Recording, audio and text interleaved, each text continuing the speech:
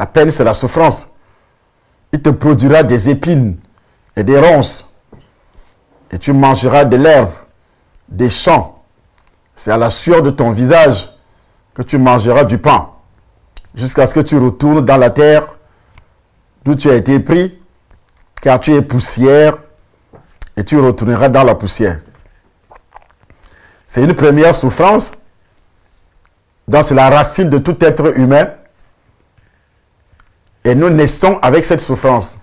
Je dis, nous naissons, nous les enfants de Dieu, pardon, nous les êtres humains, nous naissons avec cette souffrance, et on est délivré de cette première souffrance seulement lorsqu'on accepte Jésus comme son sauveur personnel. C'est là que son rôle de sauveur intervient, premièrement. Donc, pour quelqu'un qui n'a pas été sauvé, ici on ne parle pas de la religion parce que le diable par sa tromperie, il a amené ce qu'on appelle la religion, les religions dans le monde. La religion ne sauve personne. Et quand il a amené la religion, c'est une façon de condamner les uns les autres à la souffrance.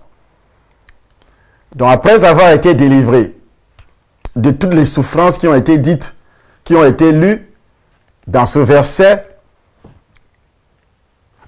pourquoi d'autres souffrances continuent donc? Je ne pense pas que Dieu aurait destiné ses enfants à la souffrance. Si oui, une seule souffrance qui vient de la persécution. Il y a donc deux types de souffrances. Dans le livre de Job, je voudrais que ça soit lu en ce Dieu. Job chapitre 36, verset 15, pour ceux qui viennent de prendre le train en marche avec nous, sur les réseaux sociaux, certainement, avec notre chaîne YouTube. Vous allez lire depuis le studio, c'est pour dire que nous sommes aussi en direct avec Yaoundé, notre chaîne de radio, Fréquence Vie, qui émet sur la fréquence 91.10 à Yaoundé, sur les ondes. Et là, nous sommes en direct. Ils me suivent depuis Yaoundé et ses environs. Toute la ville me suit. Ceux qui sont connectés sur la fréquence 91.10. Et tout le monde entier doit également me suivre sur notre chaîne YouTube Temple des Nations. Vous êtes dans l'obligation de partager, sinon ce sera la souffrance. Dieu peut vous faire souffrir parce que vous aviez refusé de partager. C'est l'évangélisation. Nous lisons, pourquoi Dieu va vous faire souffrir? Nous lisons Job chapitre 36, verset 15. Il est écrit, Job chapitre 36, verset 15, « Mais Dieu sauve le malheureux dans sa misère, et c'est par la souffrance qu'il l'avertit. » Amen. Et c'est par la souffrance qu'il avertit. Donc Dieu peut laisser la souffrance. La plupart des gens qui souffrent aujourd'hui, c'est l'avertissement de Dieu. C'est pourquoi ce séminaire est très important. Toutes les souffrances que vous endurez, il y a deux types de souffrances. La souffrance qui est une épreuve qui ne dure pas, comme nous allons le constater tout à l'heure, et l'autre forme de souffrance. La deuxième forme de souffrance, toujours qui est un avertissement venant de Dieu, toujours nous pouvons regarder, qui est tout simplement aussi une épreuve. Le livre de Jacques, chapitre 5, verset 10. Jacques, chapitre 5, verset 10. C'est dans les épîtres. Nous pouvons lire depuis le Cameroun. Jacques, chapitre 5, verset 10, il est écrit, oui. « Prenez, mes frères, pour modèle de souffrance et de patience, les prophètes qui ont parlé au nom du Seigneur. » Voilà. Prenez pour modèle les prophètes. Mais les prophètes n'ont pas commis de péché. C'est parce qu'ils disaient la vérité qu'ils ont été persécutés. D'autres ont été tués. Mais eux n'ont pas commis de péché. Si les gens prêchent pour la souffrance aujourd'hui, vous devez souffrir. Mais c'est une fausse doctrine. Il y a la souffrance qui se manifeste dans notre vie, qui est la punition de Dieu par rapport aux actes que nous posons. C'est pourquoi je disais, chaque souffrance a une racine. La souffrance du jardin d'Éden, qui touche tous les êtres humains, car la Bible déclare, tous ont péché et sont privés de la gloire de Dieu. C'est la première souffrance parce que tout le monde a été destiné à aller en enfer à cause du péché d'un être humain. Il s'appelle Adam. Et c'est le premier. Et le diable est allé jusqu'à la racine pour contaminer tous les êtres humains jusqu'au 21e siècle. Aujourd'hui même, les enfants sont nés avec ce péché, avec toutes ces souffrances que nous venons de lire dans la Bible. Comment faire pour se débarrasser de ces souffrances? Il faut accepter Jésus comme ton sauveur personnel et identifier le péché originel. Confesser Jésus par la bouche de celui qui te conduit au Seigneur, qui te prêche l'évangile. Il t'amène à confesser, à croire. Il y a d'autres choses. Il t'amène aussi à apprendre, à lire la parole. Il doit t'enseigner la parole. C'est ça la nouvelle naissance. Et puis, le reste de la parole sera enseigné. Parce que tu ne connais rien. Et tu dois recevoir le Saint-Esprit. Si tout cela est fait, tu es délivré de toutes les souffrances et la terre redevient fertile pour toi. Si la terre n'a jamais été fertile pour toi, parce que tu n'es pas né de nouveau, selon la parole, tu peux quitter le Cameroun, tu arrives en France, la terre restera toujours maudite. C'est-à-dire, il n'y aura pas de prospérité pour toi. Tu peux quitter le Cameroun jusqu'aux États-Unis, Suisse, Belgique, l'Allemagne, la terre restera toujours maudite pour toi, fermée. Tu vas toujours souffrir. David, un mouchoir pour le nez. Tu vas toujours souffrir. C'est évident. C'est ce que nous venons de lire. Dieu sauve le malheureux dans sa misère et c'est dans la souffrance qu'il l'avertit. Il t'avertit. Quand il y a la souffrance, c'est un avertissement. Eh bien, on a donné des détails sur les sources de souffrance, les racines de souffrance qui se manifestent dans la vie des êtres humains.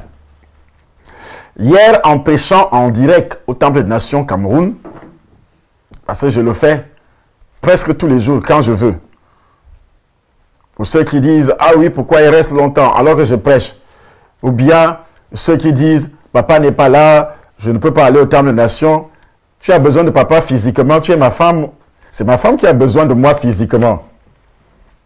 Tu as besoin de la parole de Dieu que papa prêche tous les jours. Et c'est cette parole de Dieu-là qui est prêchée en direct, comme je le fais maintenant, par le canal de la radio. Je le ferai également ce soir par le canal des réseaux Internet au Temple des Nations.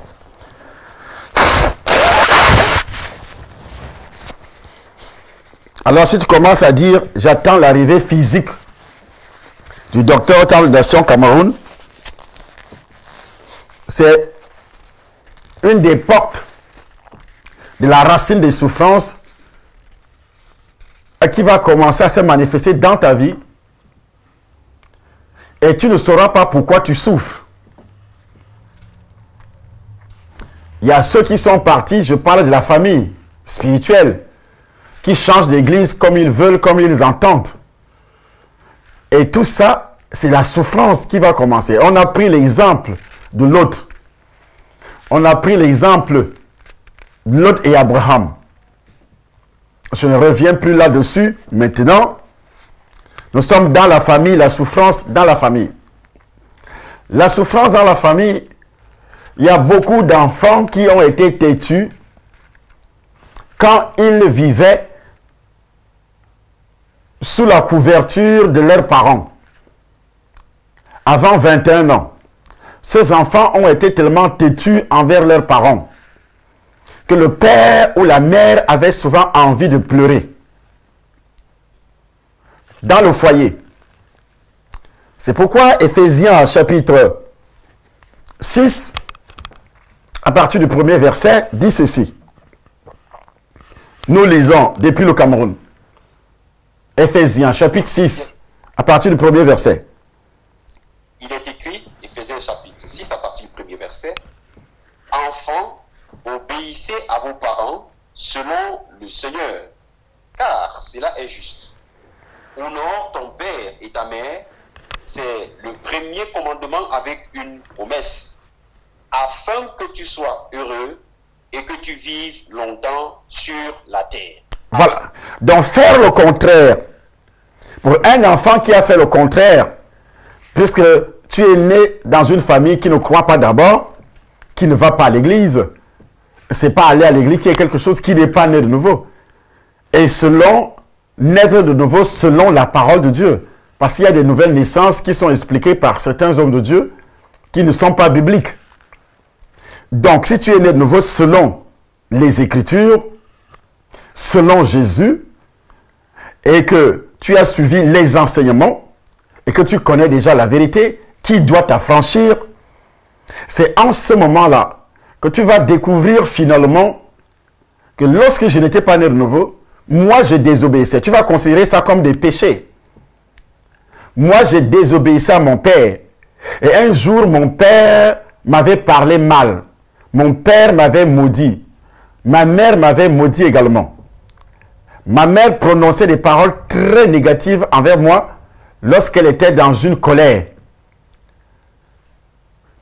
Tout ce que tu peux penser aujourd'hui, c'est la racine des souffrances de certaines personnes, même qui ont reçu le Seigneur et qui vont dans les églises, qui n'ont jamais pris le temps, parce qu'on leur a tout simplement dit que si tu es quelqu'un est dans le Seigneur, tout est fini, et tu as reçu le Seigneur a tout effacé. Mais c'est faux. Le Seigneur ne peut pas effacer s'il n'y a pas de repentance, s'il n'y a pas de remords, s'il n'y a pas eu une identification sur les actes qui ont été posés dans le passé. Et que l'on demande également la délivrance. Tu cries à Dieu, je veux la délivrance. Je reconnais que avec mon père, voici ce qui s'est passé. Dans le cadre du mariage, il y a des femmes dont les parents n'étaient pas d'accord. Lorsqu'elles se mariaient, tu étais encore païenne. Tu t'es marié, tu vivais avec, tu sortais avec un homme. Ton père n'était pas d'accord. Ta mère n'était pas d'accord. C'est une source de malédiction. C'est une source de souffrance. Et vous vous êtes mariés, même s'ils ont dit d'accord après. Mais auparavant, ils ont d'abord dit non. Pourquoi? Est-ce que tu ne sais pas que ce non pèse? Tu ne sais pas ce qui s'est passé spirituellement dans le domaine surnaturel. Lorsque les parents ont d'abord dit non, les démons se sont saisis de ce non-là pour appliquer la souffrance dans votre couple. Et vous allez souffrir. C'est pourquoi vous souffrez financièrement. C'est pourquoi vous souffrez physiquement, des maladies.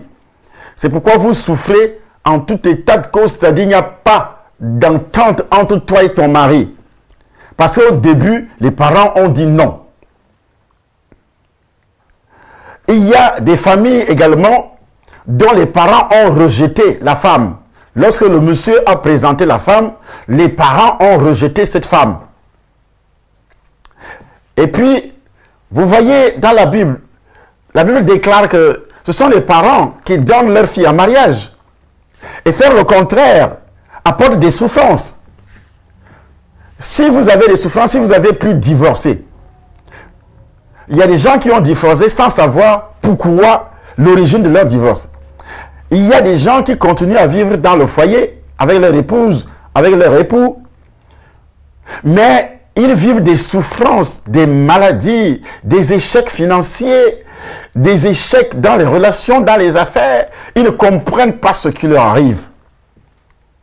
Mais quand tu regardes en profondeur, si tu interroges ces gens, dans les origines de leur mariage, tu vas comprendre des choses qui se sont passées et tu vas comprendre que la fondation était mauvaise. Il y a d'autres, il vit en Europe, il va chercher une fille au Congo, au Cameroun, là-bas de l'autre côté en Côte d'Ivoire, et comme il est encore réfugié, il ne peut pas se rendre là-bas. Et c'est son frère qui le représente là-bas, qui va se marier. Et c'est la famille qui organise le mariage. Et c'est son frère qui le représente. Est-ce que cela est dit dans la Bible? Il te représente. Même quand l'esclave d'Abraham, le serviteur d'Abraham, du fils d'Abraham est allé chercher le mariage à son patron, au fils de son patron. Il ne les a pas épousés là-bas, il est allé prendre la fille. Le mariage a été célébré devant le père, devant les parents. Toi, tu te maries, c'est ton frère qui te représente. Qui s'est marié dans ce cas-là? C'est une action surnaturelle. Il y a des Congolais qui ont fait ça, des Camerounais qui ont fait ça, des Ivoiriens qui ont fait ça, à cause de la pauvreté. Parce qu'il est venu, il est en exil. Et cet exil ne permet pas à ce monsieur, parce qu'il n'a pas encore de papiers, de quitter pour aller chercher femme dans son village. Il va donc procéder selon la coutume. Tous les mariages coutumiers, les collas que l'on casse, les différents breuvages, vous avez fait cela. Et puis vous vous êtes marié, après vous aviez reçu le Seigneur. Est-ce que cela a été confessé? Est-ce que vous aviez subi des délivrances? C'est aussi l'origine à votre souffrance actuelle, qui peut être physique, qui peut être financière, la souffrance, qui peut être sentimentale, qui peut être, je ne sais même pas ce que vous souffrez dans votre foyer, l'entente et autres.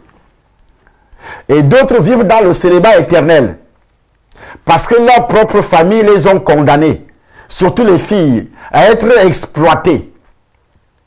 Tu t'es marié, il y a eu divorce, tu sais pourquoi? Parce que ta famille t'avait condamné à être exploité, tu dois travailler, tu dois fournir à manger les richesses à ta famille. C'est pourquoi, quand tu entres dans la maison d'un homme, l'homme commence à s'intéresser à d'autres femmes, l'homme te maltraite jusqu'au bout, et puis vous divorcez. Ou bien c'est la pauvreté qui entre. Et comme il n'y a plus d'argent pour envoyer à tes parents, tu es obligé de quitter cet homme, parfois avec les conseils des membres de ta famille, de le quitter parce qu'il n'y a pas d'argent. Tu as été condamné à ravitailler tes parents. Or, la Bible déclare, l'homme quittera son père et sa mère, la femme quittera son père et sa mère s'attachera à son mari. Tu dois faire la vie avec ton mari. Tu n'entres pas dans la maison de l'homme pour aller travailler et ravitailler, nourrir tes petits frères, tes petites sœurs, nourrir ta famille. Et c'est ce qui se passe aujourd'hui. Beaucoup de femmes sont dans les foyers, c'est la source de votre souffrance. Parce que Dieu voit ton cœur, de telle sorte que c'est Dieu lui-même. Tu n'es pas là pour travailler et regarder dans la même direction que l'homme pour votre avenir. Donc tu as les démons dans le cœur, dans la vie, dans ton esprit, venant de ta famille. Et ta famille tire des ficelles à tout moment. Quand ta famille tire des ficelles, c'est des problèmes qui commencent entre ton mari. Et toi, tu ne fais que travailler, tu envoies l'argent en cachette, tu fais des choses en cachette, ton mari ne le sait pas. De ce fait, tu attires la souffrance. La souffrance dans tout le foyer parce que Dieu sait que vous êtes un.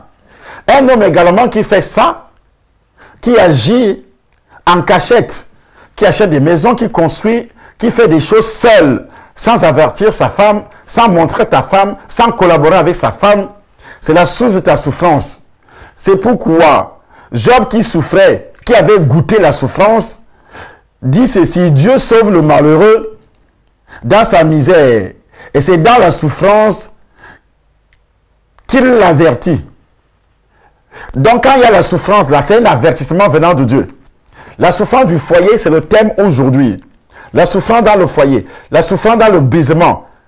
Il y a beaucoup de filles aujourd'hui, 30 ans, 25 ans, 21 ans même. Et aucun homme n'a jamais dit je vais t'épouser.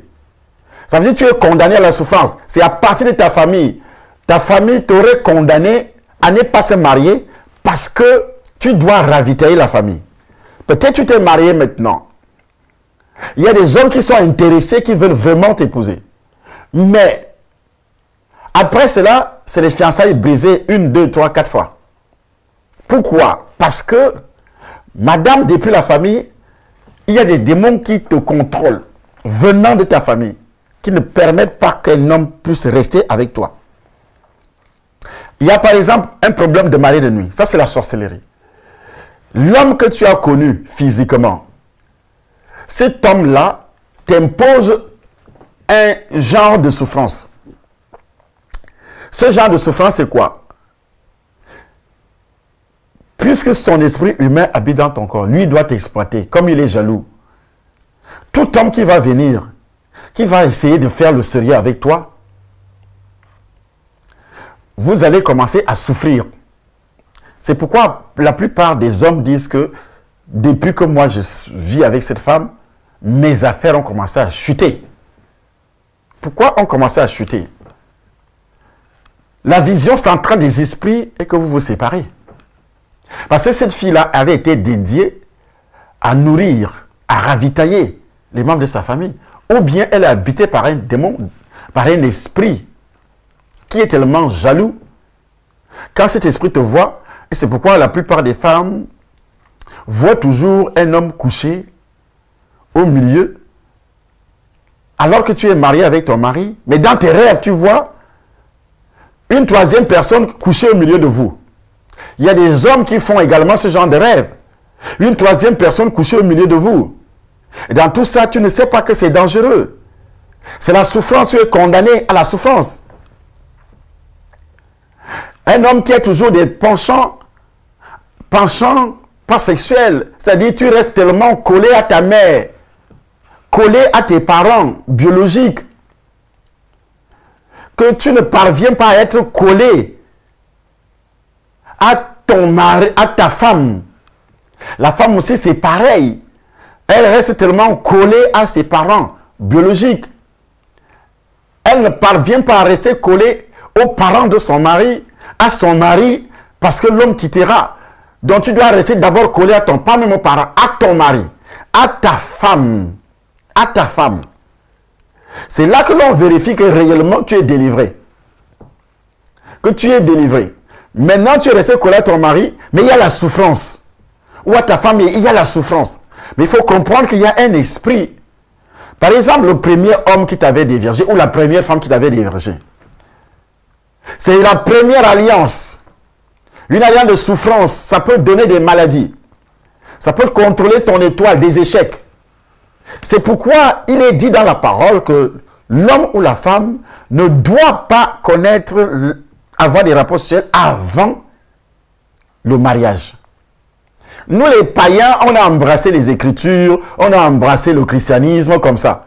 Mais Dieu a commencé à préparer son peuple, le peuple juif, avant nous. Il était interdit en Israël alors que Jésus n'était pas encore là.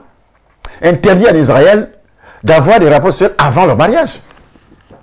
Mais nous aujourd'hui, avant de se marier, on dit oui, Jésus a dit, nous sommes des vierges. Oui, nous sommes des vierges, il nous a pardonné. Mais tous les démons qu'on a encaissés, il nous a pardonné comment? Est-ce que tous ces péchés ont été confessés? Tous ces péchés d'adultère, de fornication, avant de recevoir Jésus là, est-ce que ça a été confessé? Est-ce qu'on s'est repenti de ça? C'est ça la vraie délivrance. Est-ce qu'on s'est repenti de tous ces péchés d'adultère, de fornication là? Avec les hommes, avec les femmes, avec les filles, à l'école, à l'université, avec des mamans jusqu'aux grands-mères, jusqu'aux grands-pères. Est-ce que ça a été, est-ce qu'il y a eu repentance? Et qu'on a demandé la délivrance?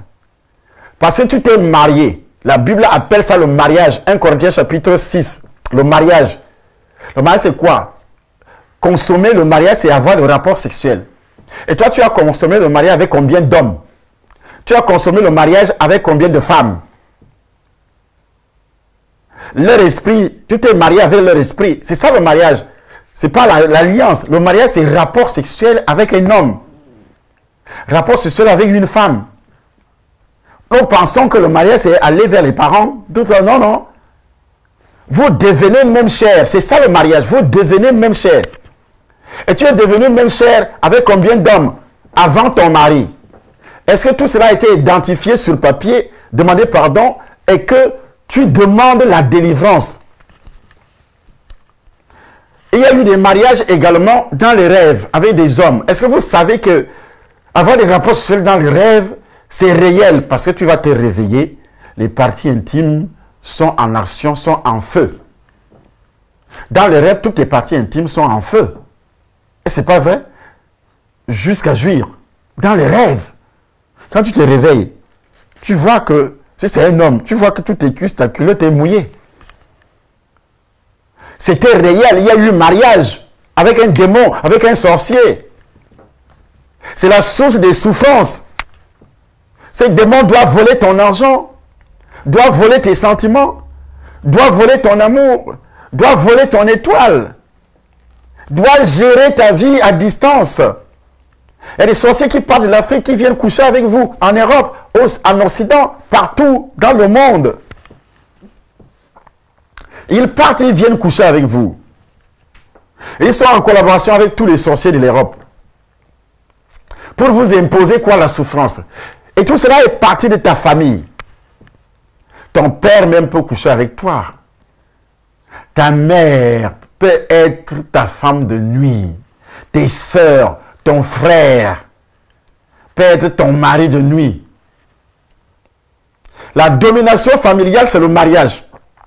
Quand tu commences à remarquer que ton mari écoute plus sa mère, aime beaucoup plus, ne te pose plus de questions, quand tu commences à remarquer que ta femme écoute plus son père ou son frère, ne te pose plus de questions, si c'est un mariage spirituel. Ils sont mariés spirituellement. Et ça va entraîner la souffrance. Ça peut aller jusqu'au divorce.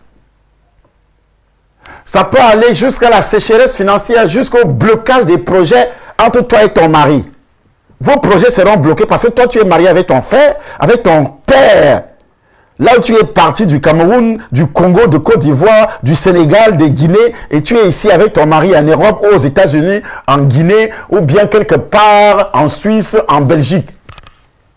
Et vous souffrez. Parce que tu es marié avec quelqu'un de ton village. Tu es marié avec la personne qui a eu les premiers rapports sexuels avec toi.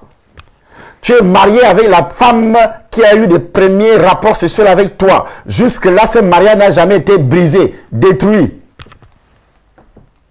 Donc, tu n'as qu'un mariage physique avec ta femme. Tu n'as qu'un mariage physique avec ton mari. Mais côté surnaturel, tu es marié avec d'autres personnes. Plusieurs hommes que tu as rencontrés. Plusieurs femmes que tu as rencontrées avant. Et même parfois après le mariage. Et même parfois après. Nous voyons cette souffrance aujourd'hui. La souffrance qui est entrée dans le monde a commencé comment? Madame Ève a commencé à écouter le diable. Une femme qui écoute d'autres personnes, à part son mari, fait entrer la souffrance dans le foyer. Qu'est-ce qui s'est passé? La Bible déclare que Monsieur le diable dialoguait avec Ève. Toi qui passes le temps à dialoguer avec les gens, c'est la source des souffrances. Tu dialogues avec les gens sur Facebook, tu dialogues avec les gens sur Internet, que le mari, lui, ne connaît pas. Tu vas jusqu'à avoir des sentiments très poussés. C'est la source. Aujourd'hui, les réseaux sociaux sont la source des souffrances dans le foyer. Le diable les utilise. L'homme et la femme, vous êtes en train de détruire votre foyer. Vous invitez le diable. Vous ouvrez la porte. L'homme a ses amis sur Facebook. Pourtant, vous êtes un. Hein? La femme a ses amis sur Facebook. Elle a ses programmes sur Facebook avec ses amis. L'homme aussi. Elle demande des conseils aux gens. Elle a ses pasteurs de Facebook. Or, le couple doit avoir un pasteur. Quand la femme se marie là, le père spirituel de son mari devient le conseiller. Devient le conseiller du couple. C'est lui qui doit conseiller le couple. C'est lui, j'ai dit bien, c'est lui qui doit conseiller le couple. Le père spirituel du mari. C'est lui qui doit conseiller le couple. Mais toi, tu as combien de pères spirituels où tu vas voir à gauche, à droite, ainsi de suite. Ton mari n'est pas. Si tu vas voir un homme de Dieu et que ton mari est d'accord. Mais voilà que ton mari n'est pas d'accord. Il y a une femme qui est venue me voir. Elle venait ici à Paris. Elle me dit, nous sommes dans une église ici à Paris. Mais mon mari est resté dans cette église. Moi, je voudrais rester ici. J'ai dit non. Non, si ton mari n'est pas d'accord. Vous aviez découvert la nouvelle naissance ici. Toi qui viens, tu as découvert la nouvelle naissance ici. Retourne auprès de ton mari. Sinon, Dieu va te taxer de rebelle. Dieu va te taxer de rebelle. Si tu continues comme ça. Et tu vas attirer la souffrance dans le couple. Jusqu'à ce que tu convaincs ton mari. Puisque là où vous partiez auparavant, la nouvelle naissance n'est pas prêchée en tant que telle. Quand tu vas réussir à expliquer des choses claires à ton mari, il va accepter de venir avec toi. Tu vas voir la bénédiction qui va descendre dans ce foyer. Mais les bandits pasteurs, est-ce qu'il peut donner parce qu'il a besoin des âmes. Est-ce qu'il peut donner ce genre de conseils? Non. Il te pousse même à la rébellion contre ton mari. C'est un faux prophète. Il va te pousser à la rébellion contre ton mari. C'est pas un homme de Dieu, ça. Même si ton mari est païen, à part s'il t'interdit d'aller à l'église, s'il t'interdit de suivre Jésus, c'est là où Dieu autorise le divorce. Mais s'il ne t'interdit pas, s'il lui-même va dans une église, pourquoi il y aura des problèmes? C'est des choses auxquelles les hommes et les femmes attirent la malédiction, dont la souffrance dans leur propre vie. Toute la prostitution que tu as eu à faire parce que tu voulais de l'argent. Aujourd'hui, au Cameroun, les parents condamnent leurs filles à la prostitution. Toutes les filles qui sont venues en Europe doivent se prostituer pour nourrir leur famille. Et si toi, tu n'envoies plus d'argent, c'est pourquoi ils ont en horreur le nom de Jésus. Tu n'es pas parti là-bas en Europe pour les histoires de Jésus. Parce qu'ils savent que si tu acceptes Jésus, tu dois arrêter tout ça. Et comme la prostitution, le sexe, c'est un outil qui produit de l'argent. C'est toi qui entres dans la souffrance. Au fur et à mesure que tu as couché avec les hommes, ces hommes-là ont exploité ta vie, ont exploité ton âme. Ils ont laissé leur esprit. Et ces esprits-là vont continuer à te soumettre à la souffrance. C'est pourquoi il faudrait quitter ta maison pour venir au Temple des Nations à Paris ce dimanche et à Lyon également, parce que nous avons déjà 2 cultes par dimanche. Le culte de Lyon qui ouvre ses portes ce 24/2 à 9 h à Lyon, et à Paris à 9 h également, à Lyon, à Paris à 9 h également.